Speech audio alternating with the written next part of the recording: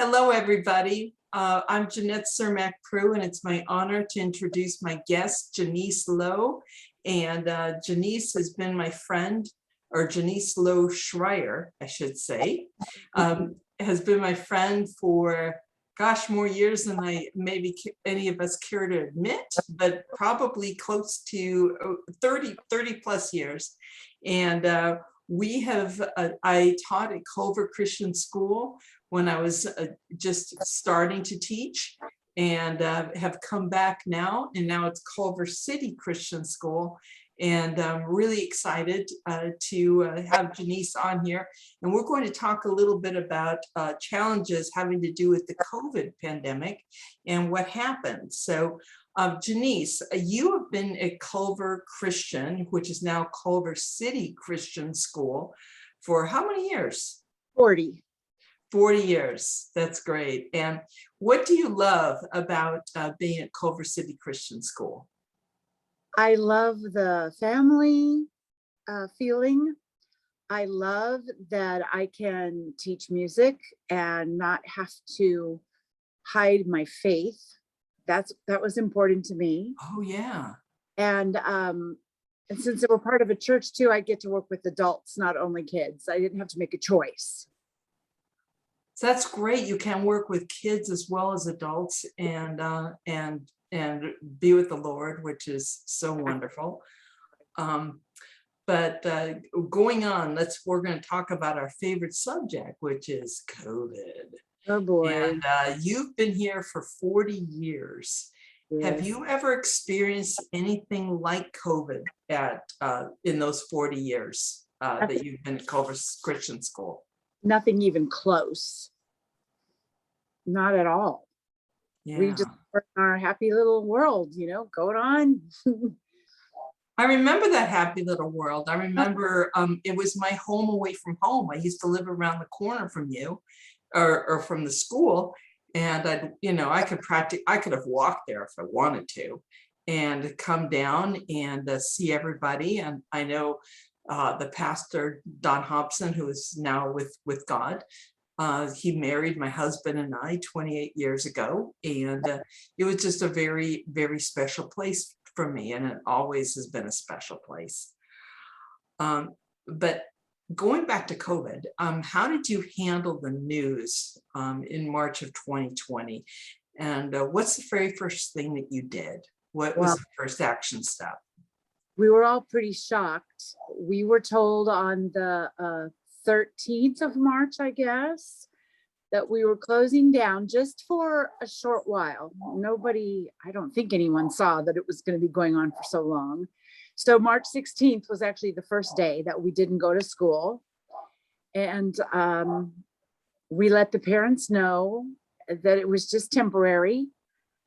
And I know a lot of places did virtual learning. We didn't even do that. We aren't really set up for it. We sent like 2 weeks worth of work home with the kids, thinking, oh, for sure, blow over by 2 weeks.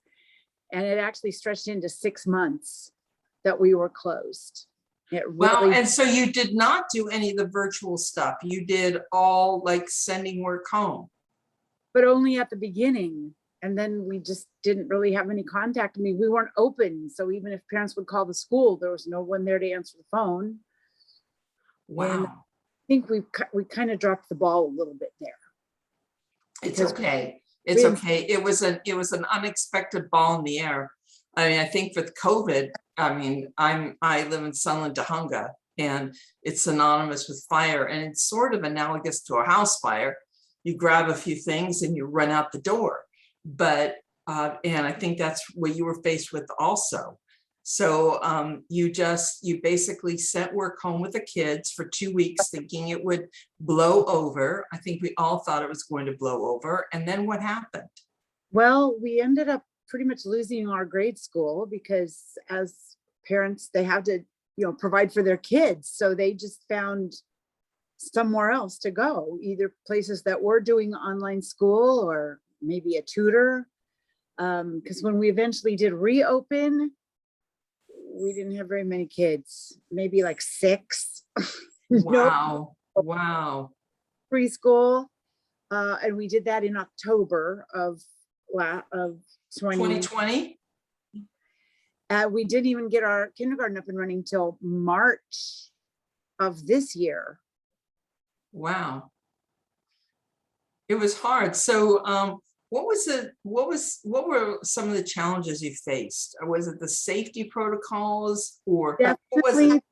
Definitely the safety protocols. And we answer to the LA County Health Department and Cal OSHA and licensing. Right. So we have to meet everyone's criteria. And, you know, the administrator was always, every week there was a phone meeting with Barbara Ferrer or whoever else was going to tell us how's it going and what we had to do. Our class sizes were reduced. And the parents had a hard time with it because we were locked down. That even the parents of the kids that went to school there were not allowed on campus. Still today, we don't allow any visitors on campus unless it's like you came on because you were teaching a class, or I don't know, a plumber or somebody, but you have to take everybody's temperature, and no tours, which makes it a little difficult to get new students. But how do you get new students then, Janice, if you can't tour? Well, do you do virtual stuff, or? And the way we communicate with our parents is something called Class Dojo. That was new to me. So I don't know if you or any of your listeners will have heard of that, but it's an app. It works best on your phone or your iPad. And the director sends an invitation to the parents to sign up to join. So it's very private and we're safe. We feel safe sharing pictures and things on there because no one can see it except our family. So we did a virtual tour, and prospective students, the parents could get an invitation to go on Class Dojo, but it was only good for 2 days. And then they were kicked out. So I'd always tell them, this is for a new parent, right? Well, it's for current parents. It's really our way of communicating as our family. But the new parents could come on just long enough to see the video. And it was just of classrooms. We didn't put pictures of kids up there that strangers would be seeing. And it's worked okay. I think out of all the prospective parents, there were maybe 2 that didn't come because they weren't happy with not being able to have a tour. And our enrollment is up to almost 60 now. So that's great. So it started at 6? Like when did you see it start increasing, Janice? Pretty quickly. And our youngest class, the 2-year-olds, that's always the one that fills up quickest. That one's full. It's always full. We're always like, who's potty trained that we could move to the next class? So right. So that's the criteria for moving, is if you're potty trained. Yeah, and it's all by age in our school. I don't know how other schools do it. For kindergarten, you have to be 5 by September 1st. So then to be in the 4-year-old class, you have to be 4 by September 1st. Otherwise you go in the junior 4-year-old class. We pretty much use that as our guideline. So it's just, so you go with the state guidelines, even though you're private. It works for us, by the birth date. And then, sometimes parents get, well, why can't my child go in kindergarten? I say, I'm sorry. Well, they could go so-and-so place and get in. Wonderful, go there. Then that's fine. Yeah. Well, my kids went to Catholic school. My daughter was born in October. She just had her 24th birthday, if you can believe that. And, I knew you before. I've known you longer than I've known my husband. And, and you yeah. 5 now. Yeah, that's crazy. It's crazy. But yeah, she went in, she needed a test in, but she was at that time, was admitted to the kindergarten. But I know today you have to have some sort of a measuring stick, exactly. for the kids, and birth date seems to be the best way. Now you had a change in personnel as well. You have a new principal. We have actually, her title is director. We had an editor, and he left us in March as we were opening up our kindergarten.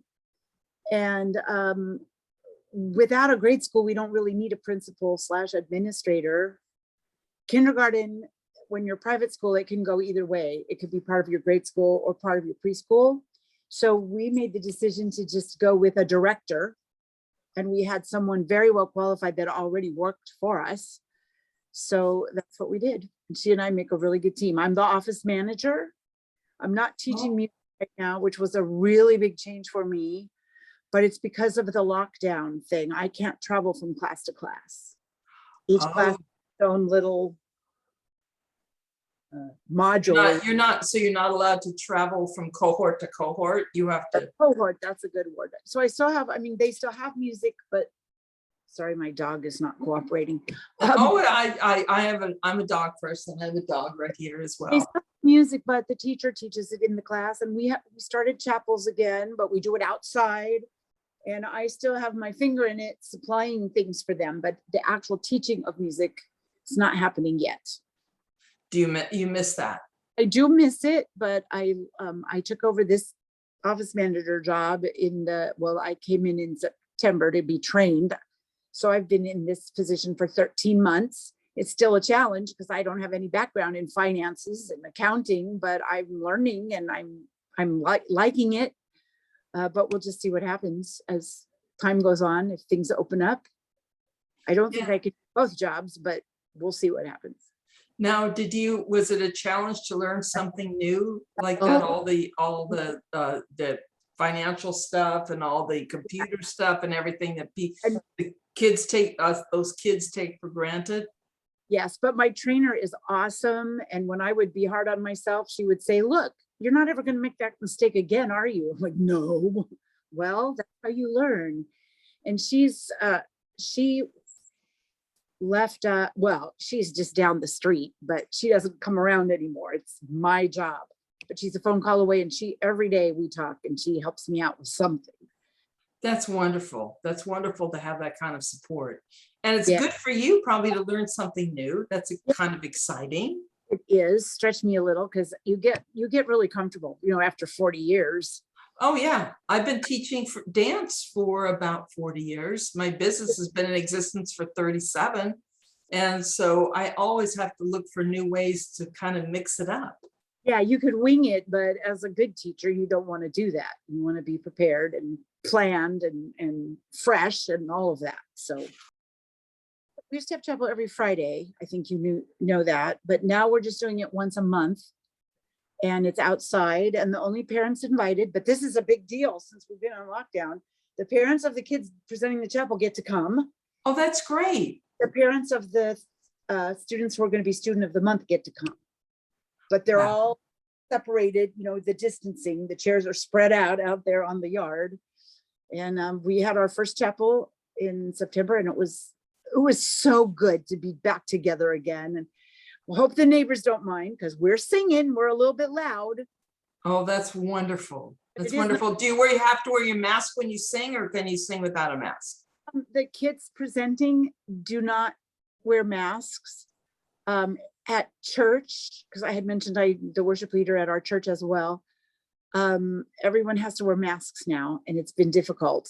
Yeah. But pastor I'm way up on the stage away from the people, angled away from the people. And I do get to take my mask off when I'm actually singing, which is good because when you inhale, the whole thing goes down your throat practically. Oh yeah. A friend of mine is a cantor. And when she sings, when she walks to her station, she has to have her mask on, but then when she's singing, she can't pull it down. So I wear it all the way up to the stage, then I take it off, sing, put it back on, and that's the way that goes. I remember back in the day, Janice, I mean, this is how long we've known one another. Before I would play a song in my class, I would give you and now we're both dating ourselves, I'd give you the cassette tape to play. Do you remember that? And you would say, yes, Jeanette, you may play this in your class. Or you'd say very nicely, no, not for our school. I remember that. I remember you dancing in some of our church musicals as well. Yes, I remember that. I remember I was honored to be chosen as Mary. Oh, that was a heartbreaking dance too. And I choreographed that and danced right there in chapel. That was wonderful. Yes, it was beautiful. That was a really some of my best memories. Say a lot. How do you think overall the kids are adapting, Janice? They seem to be adapting better than we adults are. You know, they wear their masks. They don't have to wear them when they're eating, of course, or when it's nap time. And the 2-year-olds is hit or miss, but you know, the parents are okay if they don't have them on every single moment. Because again, they're, you know, everyone's in their own class group and they're outside at different times. The only time we're together is it's like after school, like for dance class.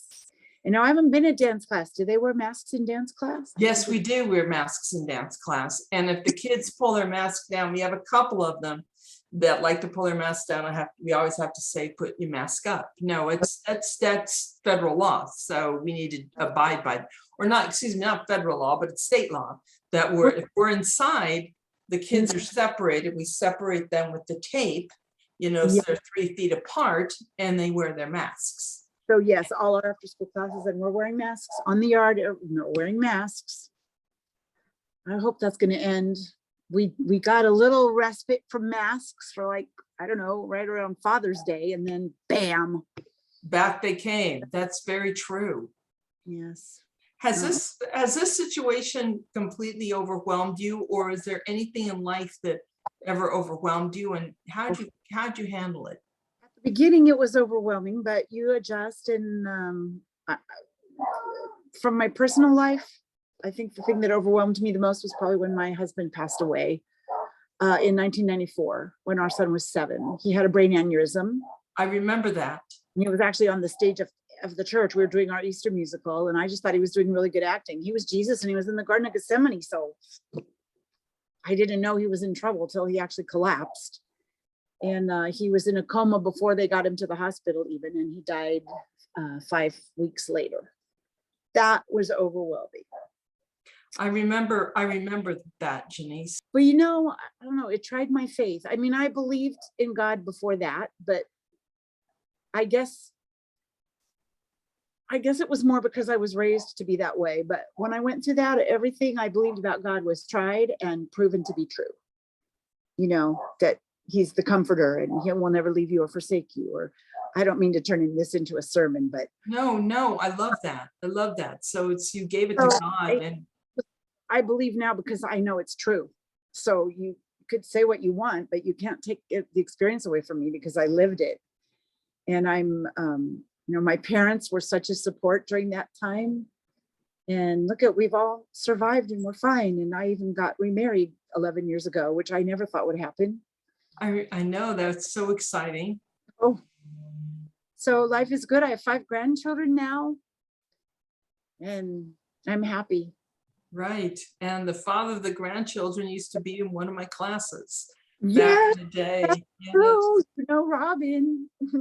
that's very true. That's very true. Well, yeah, you've persevered and you've learned a new skill through the pandemic, and your faith was tried, and your faith just became stronger as you came out of it. So Yes, so that's true. amazing. That's amazing.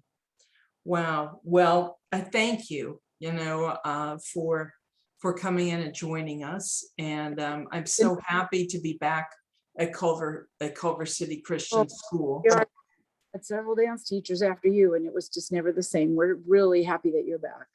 Oh, well, thank you. We're honored. We're honored to be back. And whenever, anybody that is part of our group is family, and I always feel like you're family. So if anybody out there wants to come and be part of Plaza Production One Family, please reach out to us. And you won't be sorry.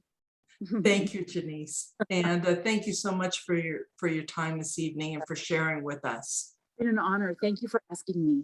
All righty. Thank you. Bye-bye.